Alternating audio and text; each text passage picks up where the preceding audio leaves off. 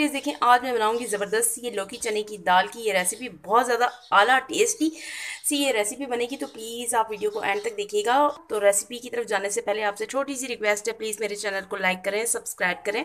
Video पसंद आती है तो प्लीज़ कॉमेंट करना और लाइक करना ना भूला करें। तो चलते हैं हम अपनी रेसिपी की तरफ।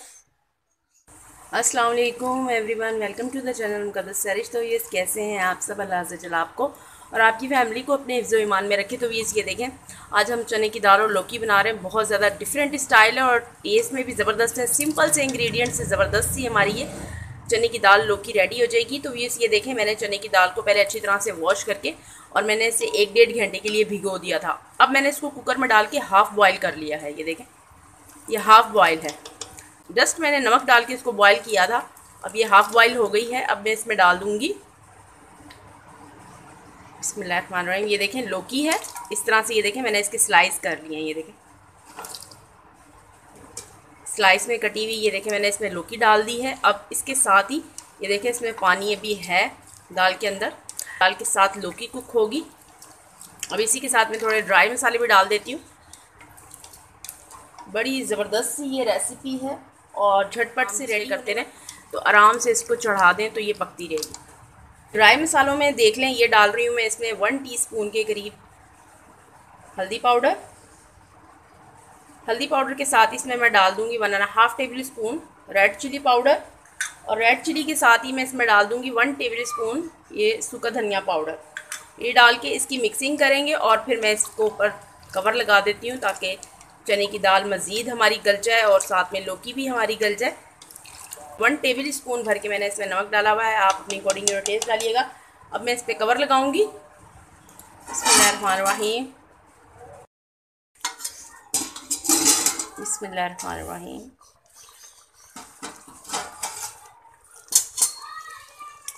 तो ये देखें, इसकी कंसिस्टेंसी देखें, चेक करें। देखें दाल भी हमारी ज़बरदस्त सी घुल गई है और ये लौकी भी हमारी गल चुकी है। ये देखें, इसी तरह से आपने भी घुली घुली सी थोड़ी दाल आपने थोड़ी घुली घुली सी रखनी है। ये देखें, अब ये बिल्कुल हमारी रेडी हो गई है। अब इसका हम भगार तैयार करते हैं, इसका तड़का तैयार करते हैं जो हमने इसको लगाना है। तो मैं दूसरे कढ़ाई के अंदर बनाती हूँ तड़का इसका। अब ये देखें, इस कढ़ाई के अंदर मैंने तकरीबन पौना कप के करीब कुकिंग ऑयल डाल दिया है। अब इस ऑयल के अंदर मैं डालती हूँ, ये देखें, ये लाल वाली मिर्चें 6 से 7 अदद। ये देखें लाल वाली गोल वाली मिर्चें ये डाल दी मैंने। और इसी के साथ ही ये देखें, एक दरमियाने से थोड़ा सा बड़े साइज़ का ये ऑनियन है, बारीक बारीक सा स्लाइस में कट किया हुआ है, ये डाल दूँगी। ऑनियन को हम लाइट गोल्डन कलर इस पर लेकर आएंगे।